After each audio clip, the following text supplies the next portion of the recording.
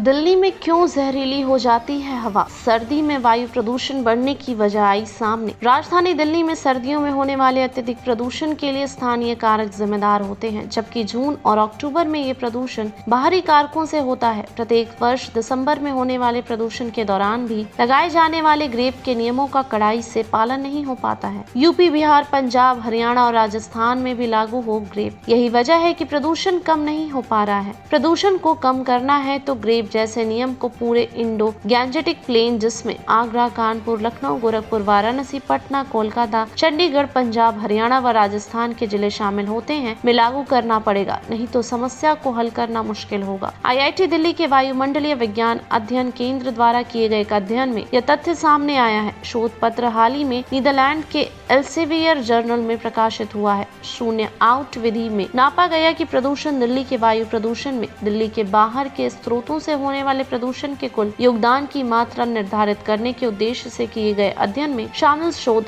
छात्र राहुल चौरसिया ने बताया कि राजधानी के बाहर से आने वाले प्रदूषकों को मापने के लिए शून्य आउट विधि का उपयोग किया गया है। इसमें स्थानीय परिवहन, बाहरी लंबी दूरी के परिवहन और मानव जनित उत्सर्जन का अध्ययन किया जाता है, जिसमें पता चला कि जून में लंबी दूरी के परिवहन का प्रदूषण में औसत योगदान 65 से 75% था। तेज आंधी चलने से यह 85% तक पहुँच गया। उन्होंने बताया कि अक्टूबर में फसल जलाने वाले स्रोतों से औसत कुल योगदान 42 से 59% के बीच था, जिसमें अधिकतम योगदान 64% तक पहुंचा था। प्रत्येक वर्ष दिसंबर के दौरान कुल वायु प्रदूषण में लंबी दूरी के परिवहन के योगदान न्यूनतम पाया गया। प्रदूषण रोकने के लिए बने समग्र योजना वायुमंडलीय अध्ययन केंद्र के प्रोफेसर और अध्ययन में शामिल प्रोफेसर मंजू मोहन ने कहा कि राजधानी में प्रदूषण प्रतिबंधों के सहारे दूर नहीं किया जा सकता। ग्रेप 1, 2 और 3 के नियम लागू होते हैं, लेकिन असरदार नहीं है। इसलिए जरूरी है कि इंडो गैंजेटिक प्लेन, जिसमें आगरा, कानपुर, लखनऊ, गोरखपुर, वाराणसी, पटना, कोलकाता, चंडीगढ़, पंजाब के अन्य इलाके व हरियाणा और राजस्थान के जिले शामिल होते हैं, वहां ग्रेप जैसे नियम लागू किए जाएं। 172 मिलियन एकड़ का पूरा इलाका वायुमंडल में प्रदूषण फैलाने के लिए समान रूप से जिम्मेदार है। एक समग्र योजना बनाने की जरूरत है।